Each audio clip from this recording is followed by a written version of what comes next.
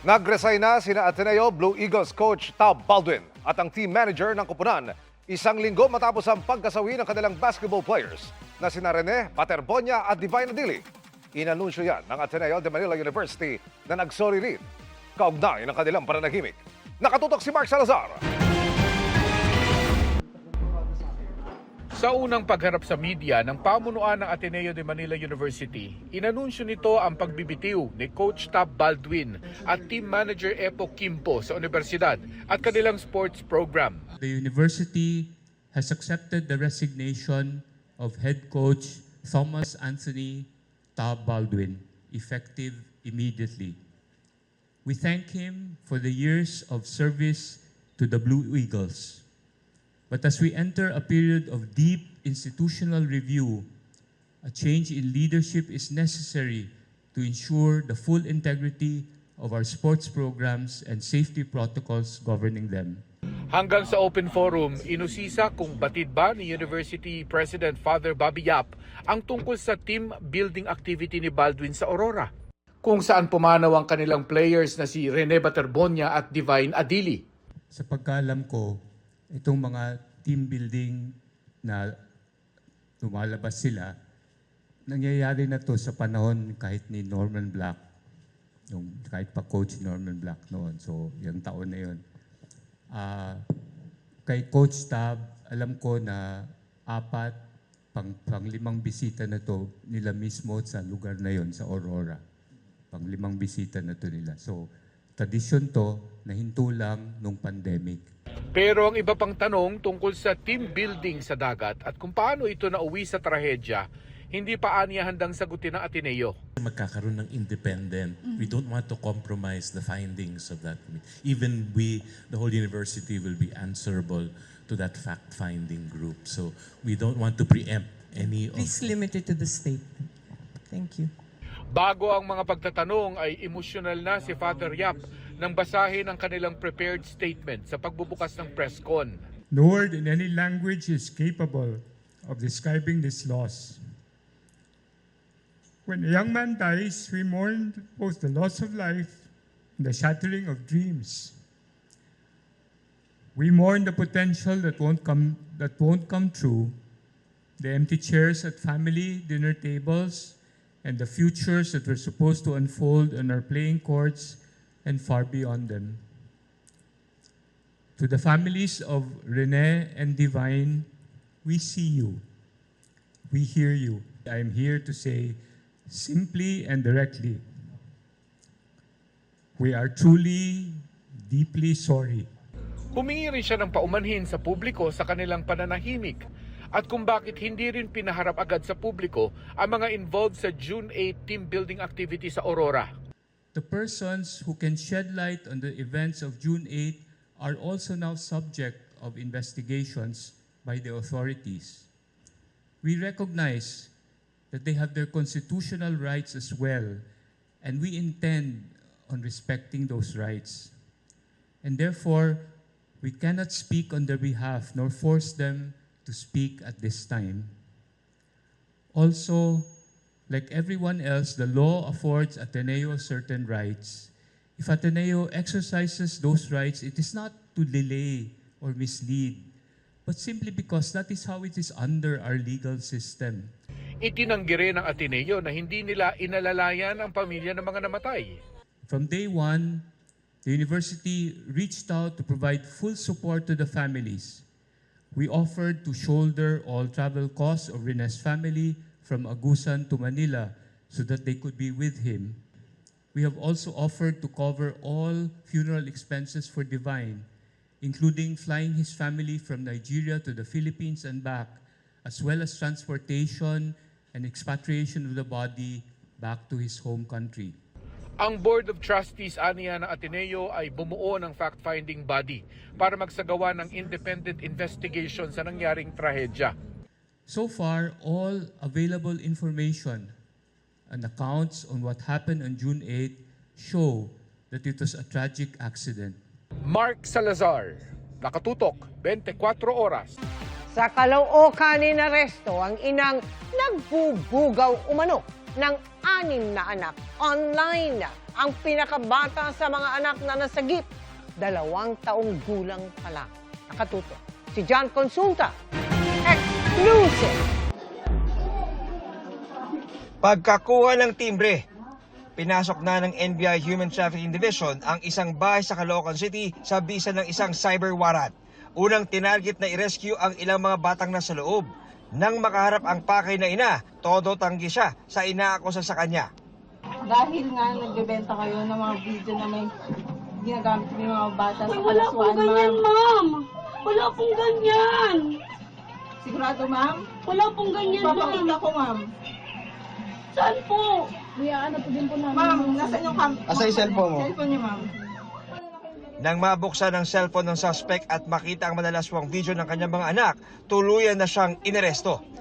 Ayon sa NBI, nagsimula ang operasyon sa tip na binigay ng US Homeland Security kaugnay sa mga masiselang videos galing Pilipinas na narecover sa isang inarestong pedophile sa Amerika. Itong mga customer niya, na-meet niya ito sa isang dating app. So kapag naging regular customer niya na ito, lilipat na siya ng platform. Nasagip ang 6 na anak ng suspect, kabilang ang mga edad 2, 5, 7, 10, 12 at 14. Ang gusto live na binobroadcast dito sa foreigner. Traumatic ito dun sa bata at nakapagtaka na yung pagiging nanay nito. Wala pang pahayag ang inarestong ina. Naharap siya sa reklamong paglabag sa online sexual abuse and exploitation of children na walang piyansa. John Consulta, Nakatutok, 24 Oras.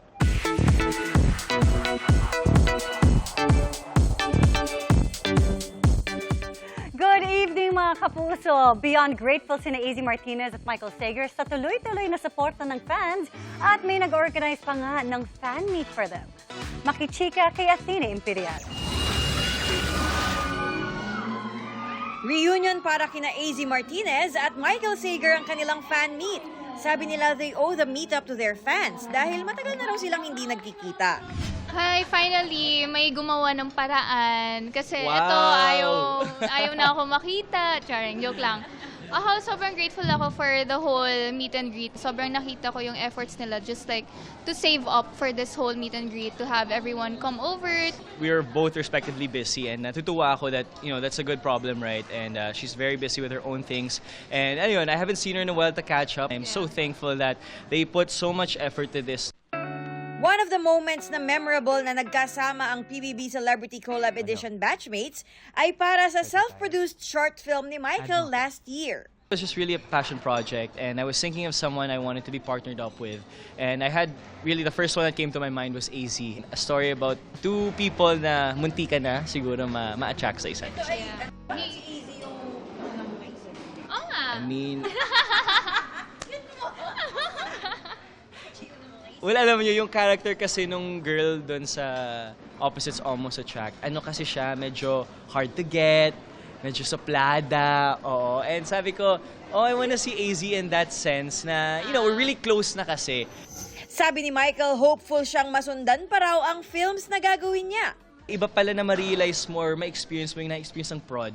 Grabe, nakaka-stress din. But siguro because of that way, I'm able to go around all the roles in a setting of film production. And mas na-appreciate ko lalo. Especially now in my serye in Born to Shine, I see the struggles of everybody.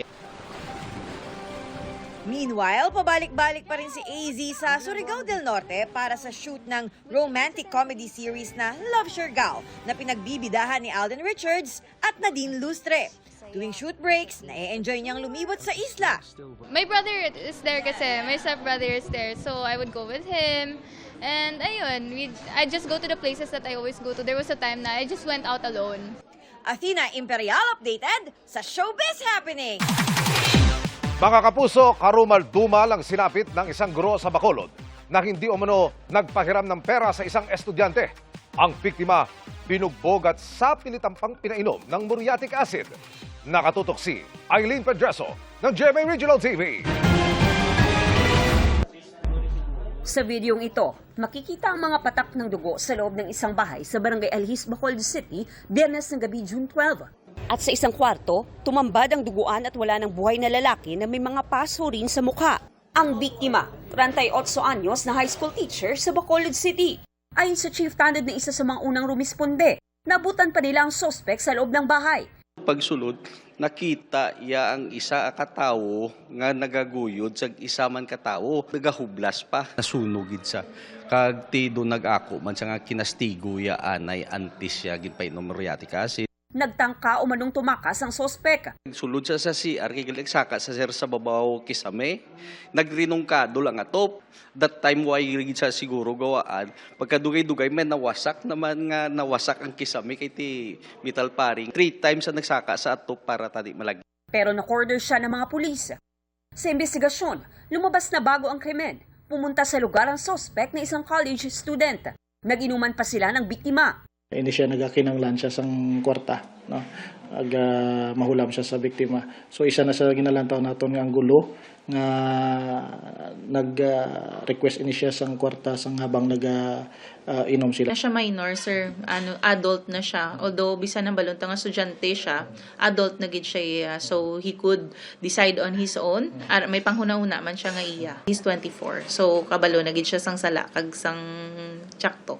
Sinampahan na ng reklamong murder ang suspect na hindi na nagbigay ng panig sa news team. Nakatakdang isa ilalim sa autopsy ang bangkay ng biktima. Mula sa GMA Regional TV, Eileen Pedreso, nakatutok, 24 oras.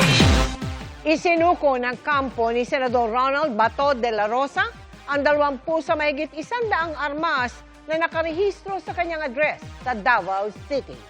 Nasa kustodiya na ito ngayon ng Philippine National Police matapos isuko ng legal representative ni De La Rosa noong June 11 sa Regional Civil Security 11 sa Davao City ayon sa Civil Security Group. Inisyohan na ito ng acknowledgement receipt at isinailalim sa safekeeping process. Binawi ng PNP Firearms and Explosives Office noong May 27 ang license to own and possess firearms ni De La Rosa at ang registration ng 117 niyang baril. Namataang umaaligid ang 2 barko ng China sa unang araw ng Maritime Cooperative Activity ng Pilipinas at Amerika sa West Philippine Sea. Nakatutok si June Veneracion. Habang nagsasagawa ng maritime patrol ang mga air at sea assets ng Pilipinas sa West Philippine Sea, isang Chinese warship ang namonitor di kalayuan. Nangyari ito sa unang araw ng Maritime Cooperative Activity ng Pilipinas at Amerika. Umabot sa 5 nautical miles ang pinakamalapit na distansya ng People's Liberation Army Navy 555 sa BRP Diego Silang. 4 na beses nag-radio challenge ang warship ng Pilipinas. To PLA Navy Warship 555, this is Philippine Navy Warship 7. You are within Philippine Exclusive Economic Zone, over which Philippines has sovereignty. Your actions are illegal and will be reported and will prejudice our country's relations. Over. Walang sagot na narinig mula sa Chinese warship. Maliban sa warship, sumulpot din ang China Coast Guard vessel number 5304. This is part of our mandate to ensure and assert our maritime rights and jurisdictions. These are the missions of the Philippine Navy and the Philippine Coast Guard to ensure that we have sovereignty. Bukod sa mga radio challenge, wala namang nangyaring iba pa sa pagitan ng mga barko ng Pilipinas at China. Ang Maritime Cooperative Activity sa pagitan ng Pilipinas at Amerika na nagsimula ngayong araw ay tatagal hanggang Biyernes. At hindi malayong sa mga susunod na araw ay muli na namang magpakita ang mga barko ng China. Mula rito sa West Philippine Sea, June Veneracion, nakatutok, 24 oras. Mas mataas ng mahigit 11% ang net worth o yaman ni na Vice President Sara Duterte at Second Gentleman Man Scarpio nitong 2025 kumpara noong 2024. Base yan sa kanilang Joint Statement of Assets, Liabilities, and Net Worth o SALN. Ang paghimay ng GMA News Research sa pagtutok ni Oscar Oida. Sa Statement of Assets, Liabilities and Net Worth o SALN ni Vice President Sara Duterte at asawa niyang si Attorney Manasseh Carpio para sa taong 2025, mahigit 98 million pesos ang idineklara nilang net worth. Mas mataas ng mahigit 11% sa idineklara nilang net worth noong taong 2024. Pagdating sa total assets, nasa mahigit 122 million pesos ang idineklara ng mag-asawa. Tumaas ng halos 25%. 81 million pesos sa kanilang assets ay real properties, habang 41 million pesos naman ang personal properties. 2 bagong property ang nadagdag sa mag-asawa noong 2025. Isang condominium na may parking slot sa San Juan City at isang commercial building sa Davao City. Tumaas naman ang halaga ng motor vehicles sina Duterte at Carpio. Walang itinalang cash on hand at cash in bank sa salin ng bise, pero may 16 million pesos siyang idineklara sa ilalim ng others item. Sa isang interview noong Abril, sinabi ng abogado ng bise na si Attorney Michael Poa na sa salin mula 2019 hanggang 2024, hindi nilagay ni Duterte ang cash nito bilang cash on hand dahil lumped o isinama na umano sa ilalim ng others. Pagdating naman sa liabilities, pareho nang nagdeklara sina Duterte at Carpio. Di gaya noong 2024 kung saan si Carpio lang ang may creditors. 24 million pesos ang idineklarang liabilities ng mag-asawa nitong 2025. Mas mataas kumpara sa liabilities nila noong 2024. 10 business entities naman ang idineklara ng mag-asawa. 8 ang idineklara ni Carpio habang 2 ang kay Duterte. Oscar Oida, Nakatutok, 24 Oras.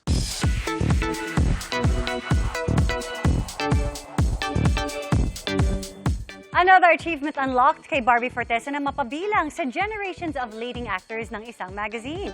Bunga raw ito ng dedication at punctuality ni Barbie sa kanyang craft na for sure ay magagamit niya rin sa upcoming series with megastar Sharon Cuneta. Makichika kay Athena Imperial.